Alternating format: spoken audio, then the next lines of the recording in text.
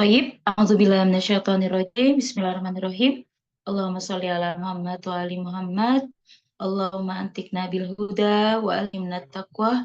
Assalamu ala mahdi alladzi yamla'ul arda qistan wa adla kama muli'a zulman wa jawra. Assalamualaikum jami'an warahmatullahi wabarakatuh. Alhamdulillahirrabbilalamin. Hari ini merupakan pertemuan yang ke-8. Tema yang akan kita bahas yaitu berkaitan tentang prinsip umum metodologi pengajaran ahkam ya. Jadi kalau kemarin sudah kita bahas terkait metodologi itu sendiri, kemudian terkait evaluasi, kemudian hari ini insya Allah kita lebih mengerucut ya atau lebih spesifik lagi bagaimana metodologi ahkam itu kita terapkan dalam pengajaran. Nah, adapun untuk pertemuan yang kali ini yaitu apa saja landasan-landasan utama atau prinsip-prinsip yang utama secara general terkait sistem pengajaran atau metodologi pengajaran ahkam. Mungkin istilah ini itu tidak asing ya, dalam arti kalau kita membahas prinsip atau landasan berarti berkaitan kurang lebih seperti nilai-nilai atau etika dalam mengajarkan akhlak.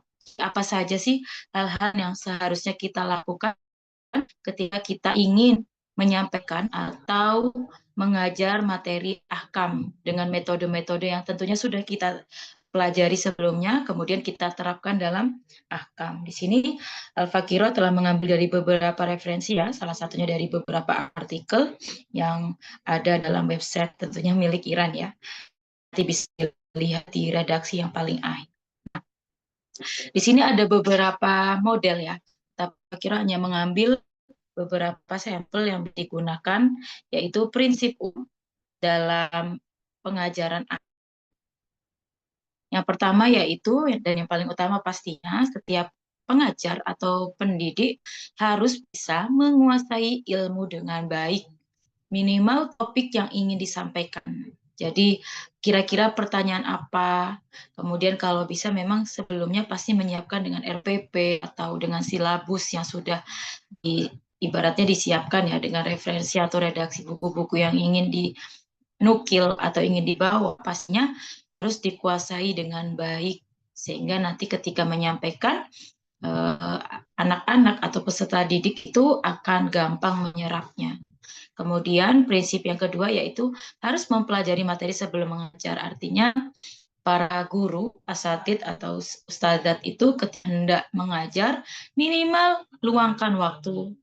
Kalau tidak bisa malamnya, ya subuhnya atau 10 menit sebelum mengajar, paling tidak harus mempelajari materi sebelumnya. Artinya penguasaan itu bisa digunakan dengan cara mempelajari kembali. Kadang ada materi-materi yang memang agak sedikit sulit ya untuk diuraikan, tapi paling tidak ketika kita mau meluangkan waktu untuk mutolaah, kalau ada bahasa Persnya dibilang pish mutolaah ya, artinya sebelum ibaratnya sebelum menyampaikan materi hendaknya belajar dulu. Nah, ini mungkin sistem yang bisa digunakan ya.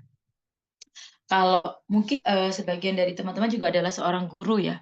Sekarang ini banyak sekali event-event tentang ras dalam sekolah-sekolah di barangnya digaungkan ya. Karena memang minim sekali literasi anak-anak dalam membaca. Tapi sebenarnya kalau salah satu dari anggota DPR juga kemarin menyampaikan, kalau misal anak-anak itu diwajibkan sebelum masuk kelas itu mempelajari materi sebelum diajarkan, nah paling tidak literasi atau berupa event-event itu tidak menjadi sebuah momen yang akan menghabiskan dana ataupun hanya sebuah seremoni belaka yang kemudian hilang. Tapi paling tidak ini akan menjadi habit ya, menjadi kebiasaan yang baik. Nah, dimulai dari mana? Tentunya dimulai dari guru. Jadi sebelum kita menuntut anak-anak peserta didik kita untuk belajar sebelum diajarkan, paling tidak kita juga harus bisa mempelajari materi yang akan kita sampaikan. Kemudian menyusun, mengklasifikasi hukum-hukum. Nanti kita akan pelajari juga ya, terkait mengklasifikasi hukum nanti insya Allah di pertemuan yang berikutnya. Kemudian membawa buku, nah, artinya kadang kalau ditanya itu dari fatwa siapa, misal kadang kan kita kan tidak hanya satu mujtahid yang diikuti ya, Paling tidak kita harus perkenalkan ke anak-anak, meskipun anak-anak secara dasar ya, khususnya anak-anak TK, SD itu kan masih belum nangkep ya, rahbar itu siapa, mujtahid itu siapa, fatwa itu apa. Paling tidak kita menyebutkan nama sehingga nanti tidak asing untuk selanjutnya. Makanya kalau udah tingkatannya tinggi otomatis akan ada perbandingan hukum ya.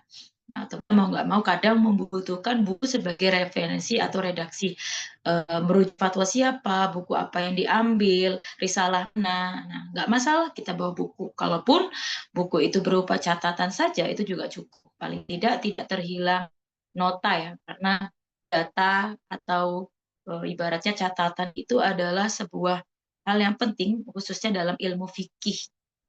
Berikutnya menghindari jawaban yang bersifat spekulatif. Usahakan kita belajar hukum Islam ya. Jadi ada halal, haram, wajib, makruh, mubah, sunnah. Nah, apa hukumnya Ustazah? Misal sholat dalam keadaan musafir tapi tidak ada air atau gimana? Menurut Ustazah atau kayaknya, mungkin, sepertinya, nah itu usahakan dalam fikih dihindari. Kalau misal tidak jawab saat itu, silakan berkata seperti ini, Afan, bolehkah izinkan saya untuk berikan waktu sebentar untuk merujuk? Karena kan hukum bukan kita ya yang menciptakan, tapi kita hanya sebagai penyampai hukum. Jadi tugas yang menyimpulkan hukum adalah mujtahid. Otomatis diberi pemahaman seperti itu sehingga kita tidak akan menjawab bersifat spekulatif. Tapi kalau kita yakin sudah 100%, misal, apa hukum puasa di hari Jumat? Nah, misal, kalau sunnah, ya memang sebaiknya dihindari kecuali kalau dia puasa sebelum dan sesudahnya. Itu yakin, Ana, misal. Tapi kalau kodok, kapan aja misalnya. Itu ada banyak sekali pertanyaan hal-hal seperti itu. Usahakan tidak menggunakan spekulasi, tapi bersifat fakta dan data. Berikutnya, variasi dalam penyampaian hukum ya. Variatif itu adalah bentuk keberagaman ya, supaya tidak membosankan ya. Dalam penyampaian hukum seperti apa. Kemudian menyebutkan sumber dan referensi, sebagaimana yang tadi ya, dengan kita membawa buku, secara tidak langsung kita bisa menyebutkan sumber dan referensi yang ingin kita sampaikan. Selanjutnya, menghindari penggunaan istilah yang sulit. Mungkin kemarin kita juga pelajari ya, bagaimana mengevaluasi supaya bahasa kita jangan terlalu rumit atau tidak mudah dipahami. Yaitu tadi sekali lagi keynote ya, kata kunci itu yang akan menjadi kata-kata yang mudah terekam dan juga sangat permanen dalam memori jangka panjang para peserta didik. Jadi usahakan jangan menggunakan istilah-istilah yang sulit. Kemudian mempersiapkan konteks dalam menyampaikan hukum. Nah, mempersiapkan konteks dalam menyampaikan hukum itu hendaknya kita benar-benar secara terstruktur ya. Jadi supaya tidak kemana-mana, kalau jelas hukumnya wajib dengan syarat, ya berarti itu disampaikan dengan tidak hanya wajib saja, tapi wajib ini berlaku dengan syarat. Artinya ada syarat-syarat yang harus disebutkan. Tidak separuh-separuh lah ibaratnya. Oh ya, kembali ke 8. Mungkin ada beberapa istilah yang sulit dalam ilmu-ilmu lain ya, karena kita belajar hukum, insya Allah istilah-istilah itu bisa kita uraikan ya. Contoh kayak di ilmu filsafat, kita ilmu logik, itu ada beberapa istilah memang sulit. Jadi gimana menyampaikannya, nanti kita butuh pendekatan atau contoh sederhana. Tapi penggunaan sulit itu tidak bisa dihindari. Otomatis kita hanya ingin menjabarkan. Sebenarnya juga di fikih juga mungkin ada beberapa. Tapi tidak bisa dihindari. Otomatis kita berusaha untuk menjabarkan. Istilah-istilah sulit itu biasanya bermula dari sesuatu yang asing didengar oleh para peserta didik atau seringnya itu tidak digunakan atau jarang ya ibaratnya ya, sehingga menjadi sesuatu yang asing, makanya menjadi sesuatu yang sulit untuk dicerna. Ya cukup dengan menjabarkan saja pengertian dengan bahasa-bahasa yang sederhana. Terus selanjutnya adalah prinsip yang berikutnya 10, yaitu memberikan contoh dan ilustrasi. Ya ini nggak cuma anak-anak ya, orang-orang tua, ibu-ibu sekalipun ketika kita ingin memberikan penjelasan hukum secara jelas, kadang-kadang ihtiyat adalah, nah itu sulit untuk dipahamkan. Nah, paling tidak kita bisa menggunakan kehati-hatian seperti itu dengan cara contoh-contoh sederhana dan juga ilustrasi gambaran-gambaran yang bisa dengan menggunakan pendekatan-pendekatan keseharian atau sesuatu yang viral di saat ini. Dengan mengajukan pertanyaan, kemarin juga sempat ya ada poin-poin yang bisa disahkan, mencatat pertanyaan dan jawaban, menelaah aspek positif dan negatif, mengenal waktu, tempat, kebutuhan audiens. Nah ini insya Allah 14 juga kita akan membahas secara detail di pertemuan insya Allah mungkin antara 12 atau 13 ya. Kemudian ada teliti dalam menyampaikan isu yang kontroversial. Nah, usahakan ini hati-hati ketika tema itu, atau contoh ya, soal pernikahan mut'ah atau hal-hal yang bersifat sensitif yang sengaja untuk menabrakkan, ibaratnya mencari titik perpecahan lah seperti itu di antara mazhab-mazhab. Nah, usahakan harus teliti ketika kita mutolaah karena penyampaian betul di mata Allah itu hukum ada, tapi bagaimana menyampaikan sehingga kesalahpahaman itu bisa jauh dan juga ketidakpahaman itu bisa terhindar, otomatis harus teliti, khususnya di materi-materi yang terkait hukum-hukum kontroversial. Kayak humus itu juga termasuk masih kontroversial ya. Sekalipun sebetulnya sangat jelas ya, cuman kadang menjadi asing yaitu tadi gara-gara ingin mencari-cari celah ya perbedaan, hal perbedaan itu memiliki dasar-dasar atau landasan hukum yang jelas dari Al-Quran maupun hadis, tapi yaitu tadi hanya sengaja ingin menjadikan isu-isu yang selalu dipandang negatif, jadi usahakan ini adalah sesuatu yang harus diteliti sebelumnya. Nah, berikutnya Al-Fakiro juga ingin menyampaikan poin-poin yang bisa menjadikan prinsip-prinsip umum ya. Jadi salah satunya adalah pengajar ini harus mampu memenuhi syarat dan bahasa yang mudah dilengkapi dengan banyak sekali percontohan, kemudian berdasarkan logika dan argumentasi. Sekali lagi, ini kita nggak bahas secara detail ya, karena hukum itu adalah sebuah taklidi ya, itulah membedakan dengan prinsip atau di agama-agama yang lain yang bisa logika langsung gitu ya, tanpa syariat. Bedanya ketika kita sedang membahas hukum-hukum Islam, otomatis ini berkaitan dengan manut ya, jadi to be followers lah ibarat, menjadi sebagai pengikut ya, mutatabiin lah, seorang pengikut ibaratnya makmum, otomatis kita harus menyampaikan misal hukum-hukum tertentu terkait ajaran yang telah Nabi sampaikan, yaitu merupakan syariat Allah. Ketika dirasa itu butuh penjelasan secara logika, jadi usahakan pakai dengan cara logika juga. Bukan berarti kita sedang merangkai dilogikakan secara keinginan pribadi ya, tetapi logika-logika dengan akal sehat pastinya. Sehingga nantinya insya Allah dengan mudah diterima. Dan alhamdulillah berkaitan dengan hukum-hukum yang dianut oleh mazhab Ja'fari, insya Allah semua landasan-landasan logikanya sudah kuat. Apalagi landasan-landasan secara nakliyah ya, baik secara nakliyah ini secara ayat Al-Quran maupun hadis sirah Nabi itu sudah sangat jelas. Otomatis ketika kita ingin menggabungkan dengan landasan argumentasi, hanya ingin supaya gelombang-gelombang keraguan yang muncul di kalangan para pemuda itu tadi bisa dimusnahkan. Karena memang manusia itu diciptakan dengan berpikir sehingga hukum kritis, sedangkan hukum-hukum itu adalah taklidi, artinya kita hanya mengikuti yang sudah ada, otomatis mau nggak mau pemanis saja ya, sebagai pemanis atau sebagai ibaratnya stimulun untuk pemahaman supaya diterima dan dicerna dengan baik, seperti itu. Jadi usahakan ya para pengajar mampu untuk melogikakan gitu ya. Bukan berarti logika ini sesuatu yang salah ya. Tentunya logika ini dengan aturan-aturan secara syar'i juga dan juga cara berpikir yang baik pastinya. Insya Allah menjadi penguat. Ini adalah prinsip umum ya bagi metodologi pengajaran ahkam yang harus dipenuhi. Mungkin di sini Al-Fakir juga bisa memberikan sedikit contoh. Begini, terkadang ada beberapa hukum dalam Islam itu yang kita kan mengikuti saja ya. Nah, di situ biasanya anak-anak itu akan bertanya, kenapa harus seperti ini? Sesimpel kenapa subuh harus 2 rakaat, kenapa subuh jam sekian, atau itu biasanya orang-orang bertanya. Nah, kita cukup, ataupun kenapa sholat pakai turbah, kenapa kok di dalam mazhab Ja'fari ada yang namanya nikah mut'ah dan lain sebagainya, misalnya. Nah, kita bisa menjawab dengan sederhana. Ini adalah hukum. Hukum adalah buah dari keimanan dan keyakinan kita terhadap pondasi-pondasi Islam yang 5, yaitu keesaan, kemudian kenabian, imamah, keadilan, dan juga hari kiamat. Ketika semua itu kita yakini, kemudian kita kemudian ada yang namanya pengganti maksumin sementara di masa ghaibah, yaitu keberwilayahan sebagai penerus kewilayahan itu tadi, otomatis kita hanya mengikuti, dan ini adalah bagian dari keimanan kita terhadap mereka. Ibaratnya kita semakin merespek mereka dan mentaat dengan mempersatukan diri kita terhadap hukum-hukum, makanya kita juga bagian dari apa yang para maksumin inginkan secara langsung, seperti itu.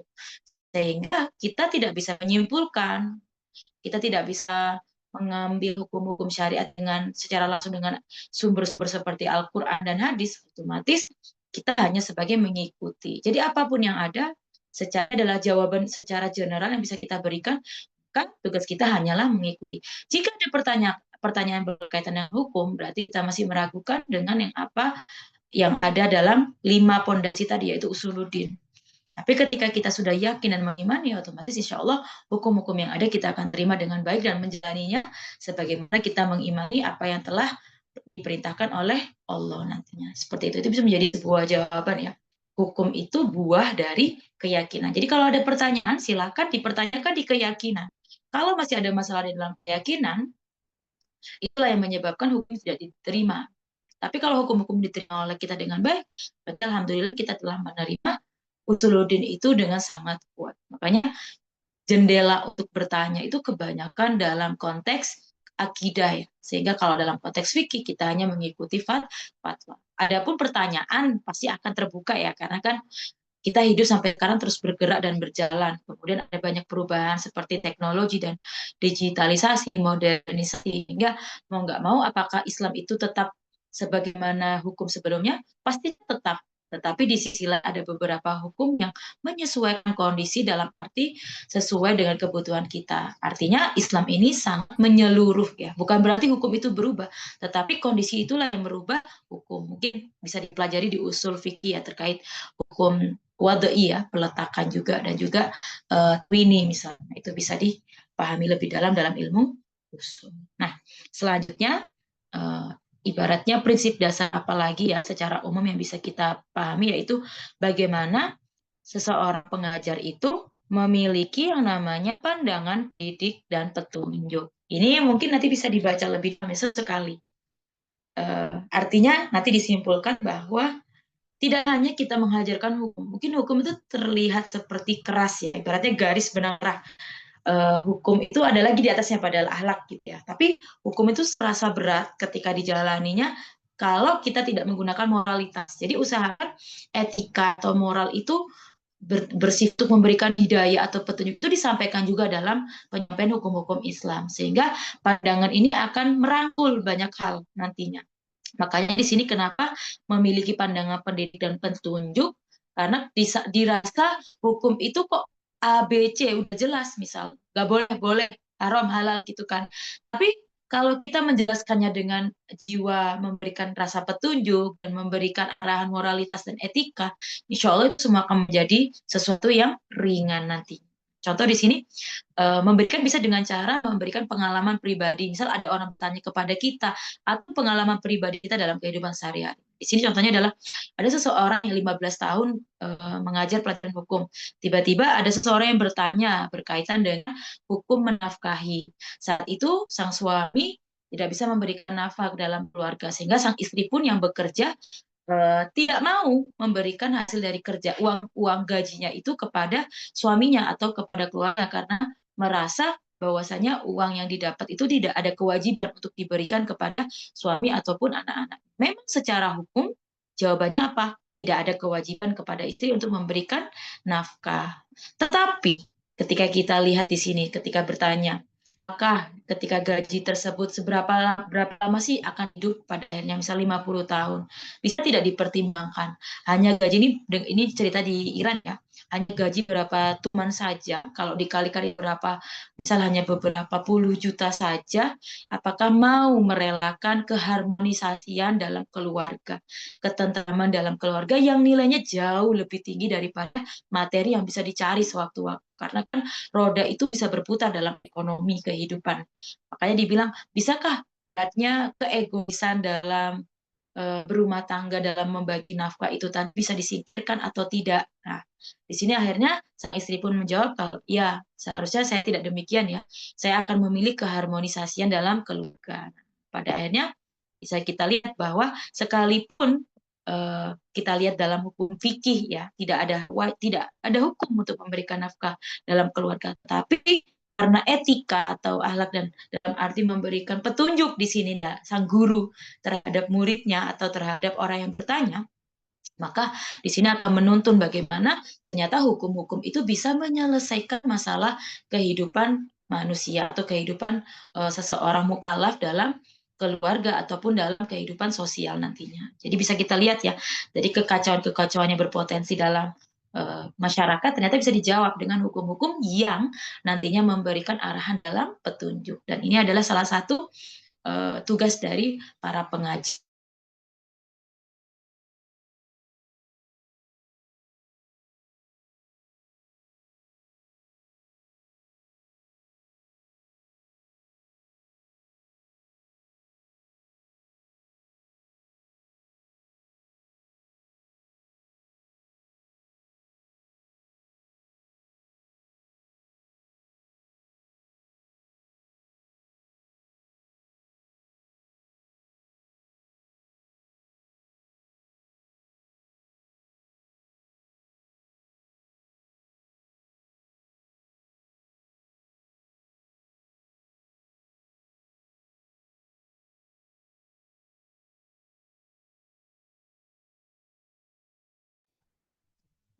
Oke, Afwan ya, tadi sinyalnya sempat putus. Nah, selanjutnya yaitu tidak kalah penting berkaitan tentang kesadaran terhadap aspek fikih. Nah, di sini ada banyak sekali sebetulnya pemahaman yang salah dalam beberapa hukum fikih. Mungkin pernah dengar seorang psikolog atau pembicara yang berbicara seperti ini. Salah satu pola pikir yang dimiliki oleh masyarakat pada umumnya adalah ketika sesuatu itu dilarang, berarti jawabannya adalah selain itu. Padahal tidak demikian, masih ada banyak opsi-opsi lainnya yang harus dipahami. Ibaratnya tidak harus setelah hitam itu cuma putih. Padahal ada banyak sekali warna-warna yang bisa kita paparkan. Nah, sama seperti itu, kesadaran terhadap ilmu fikih itu bukan berarti ketika tidak boleh terus yang lain oh berarti boleh gitu ya, bukan, atau cuma ini saja, tidak ya, tetapi banyak hal yang harus diterjemahkan dengan sangat baik ya. Seperti hanya nanti mungkin ada beberapa poin terkait hukum-hukum fikih yang ternyata kita itu salah paham atau salah menafsirkan, dan ternyata sesederhana itu ya hukum-hukum fikih yang telah Allah berikan kepada kita semua. Berikut yang perlu diperhatikan. Yang pertama yaitu bagaimana dalam risalah hukum, misal salah satunya adalah cara berwudu ya atau syarat berwudu. Nah, dalam berwudu memang mencakup wajah, tangan, kedua kaki, dan ibaratnya mengusap itu ya sebagian kepala. Nah, apabila misal kalau dilihat di sini ada seseorang yang membantu menyiramkan, maka batal. Pernah dengar ya seperti itu, karena kan memang wudhu itu harus dilakukan oleh diri sendiri. Nah, kalau seandainya membantu dalam arti membawakan wadah atau menuangkan, maka batal. Bukan berarti di sini dalam arti batal secara menyeluruh ya, tapi hanya membantu seperti itu dalam hukum termasuk makruh. Jadi sebaiknya itu dilakukan sendiri. Jadi tidak seberat itu sebetulnya fikih. Misal kadang kita kepepet nih nggak bisa lagi, nggak mau minta pertolongan ya nggak apa-apa. Itu kalau dalam arti batal, dalam arti makruh, bukan terus semua itu dibatalkan. Atau misal kita bilang kunut lupa, padahal dalam sholat itu kunut bagian dari sunnah, ya nggak apa-apa, nggak perlu kita ngulang lagi sholat, tidak perlu memberatkan. Jadi kadang kita batal itu bukan berarti karena termasuk bagian dari wajib, makanya kita perlu belajar tentang rukun-rukun sholat dan mana yang bukan rukun sholat, mana yang mustahab, mana yang wajib. Nah, perlu dipahami seperti itu. Berikutnya poin kedua, contohnya ada perempuan yang wudhu di sini ya. Kemudian di hadapannya non muhrim. Seperti apa? Apakah tidak bisa batal? Tidak. Karena hal-hal yang membatalkan wudhu udah jelas, misal ya. Seperti halnya misal kalau kita belajar ya misal punya kamar mandi atau hal-hal yang berkaitan dengan membatalkan wudhu, pingsan, hilangnya akal, itu sangat jelas. Berarti kalau wudhu di depannya non muhrim bisa sah, hanya saja itu merangkap dosa gitu ya. Jadi ada beberapa hukum yang bisa merangkap satu sama lain. Bukan berarti terus menafikan yang lain gitu ya. tidak bisa deh wudhu, ya bisa saja, hanya saja dosa, gitu ya. Kemudian misal di sini berkaitan dengan hukum yang memperbolehkan mengusap ya, misal wudhu mengusap kanan dulu apa kaki kiri dulu, ternyata boleh loh bersamaan. Bukan berarti saking teraturnya sampai kadang-kadang membatalkan hukum orang gitu ya. Tidak, ternyata semudah itu boleh kok. Kita lihat juga risalah-risalah yang lain, apakah boleh ataupun tidak. Bukan berarti kita mempelajari ini dalam rangka meringankan ya, tetapi sudut pandang itu harus diperluas gitu. Sehingga seseorang itu menjalani hukum fikih dengan senang hati. Makanya salah satu mazhab yang sangat meringankan dalam arti tidak memberatkan hukum. Makanya kok sampai kita nggak bisa menjalankan hukum dengan baik itu seharusnya perlu dipertanyakan karena sangat mudah dan sangat meringankan hukum-hukum yang sekiranya bisa dilakukan oleh siapa saja pada akhirnya. Itu salah satunya di hukum yang dimiliki oleh mazhab Ja'fari. Kemudian ada juga poin keempat mengenai salah paham ya, batalnya wudhu kalau mengusap kepala kemudian kena dahi. Padahal di sini kena dahi bukan berarti kena gitu aja. Kena kalau basah baru batal karena bersambung dengan air wudhu yang baru. Tapi kalau kena aja dalam kondisi kering ya nggak apa-apa, sah-sah saja. Sangat tidak menyulitkan ya kalau seperti itu. Apalagi nih khusus-khusus yang khusus ibu-ibu biasanya yang suka ragu atau akhwat atau teman-teman sekalian yang sukanya ragu ya, usahakan udah tidak ragu lagi ya. Insya Allah diterima di sisi Allah. Berikutnya poin kelima, memperbolehkan doa. Doa itu bebas, tidak harus doa pakai bahasa Arab ya, memang lebih afdol. Tapi kalau saja kita lebih meresap dengan ya Allah ampunilah dosa-dosaku dan dosa kedua orang tuaku. Misalnya ini di luar sholat ya, nggak masalah. Bukan berarti doa itu bahasa Arab. Allah itu tentunya memahami bahasa banyak ya. Ya kalau misal kita cuma bisa pakai bahasa Indonesia nggak apa-apa. Gitu. Berikutnya poin yang keenam, misal masalah pahala penuh dalam amalan sunnah, melakukannya sesuai dengan syariat gitu ya. Mengangkat tangan saat mengucapkan takbiratul ihram, kemudian beranggapan bahwa jika atau dengan pembahasan yang lainnya, kalau seandainya kita sujud kan, 7 anggota sujud harus menempel. Nah, misal kalau seandainya ibu jari nempel tapi jari yang lain juga nggak bisa nempel atau harus nempel juga. Nah, ini nggak masalah. Yang penting 7 sujud itu nempel atau sampai dadanya nempel itu sangat berlebihan nantinya ya. Itu seperti di poin ke-8. Poin ke-9 juga menyarankan agar tubuh tetap dalam keadaan diam saat berzikir, bahkan saat sunnah pun. Nah, itu artinya kalau misal kita kan lagi sholat tiba-tiba garuk, ya usahakan diam dulu, garuk dulu gitu ya. Kemudian melanjutkan bacaan. Memang ada beberapa etika dalam sholat ya. Nah, ini menyarankan. Kemudian poin ke-10, misal jika anak punya anak kecil biasanya ya, mengambil sajadah, kemudian saat sholat banyak orang, apakah sholatnya batal? Kemudian menyarankan melakukan beberapa langkah untuk langkah tertentu dalam kondisi yang ada. Ya ibaratnya nggak masalah. Jadi sekiranya tidak merusak gambaran sholat ya, itu tidak menjadi sesuatu yang sulit nantinya. Nah, ini tadi beberapa prinsip umum ya, dan itu tadi beberapa contoh terkait aspek-aspek yang harus diperhatikan dalam metodologi pengajaran akam. Usahakan para peserta didik itu secara general, karena kita tahu pada akhirnya semua hukum-hukum fikih itu harus berdasarkan ulama ya, dan juga risalah-risalah yang sudah ditetapkan. Nah, dan bertindak sesuai dengan apa yang sudah ditetapkan. Dan kita hanya sebagai penyampai dan menyampaikan sesuai dengan anjuran-anjuran dan poin-poin yang insya Allah kita bisa sampaikan dan kita patuhi nantinya. Sehingga tidak ada lagi miskomunikasi atau kesalahpahaman dalam hukum. Dan ada banyak sekali, misal kalau ada kajian fikih, ya saya baru tahu, ya saya selama ini seperti ini. Nah itu insya Allah tidak terjadi lagi ke depannya. Ada mini walafu minkum. Insya Allah kita lanjut di materi-materi berikutnya, yaitu berkaitan lebih mendetail insya Allah di pertemuan selanjutnya. Hadam ini walafu minkum. Wassalamualaikum warahmatullahi wabarakatuh.